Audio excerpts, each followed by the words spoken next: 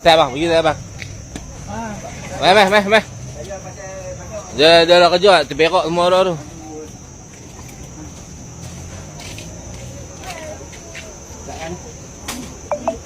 Tolong buka topi Ada apa-apa masalah kesihatan ke?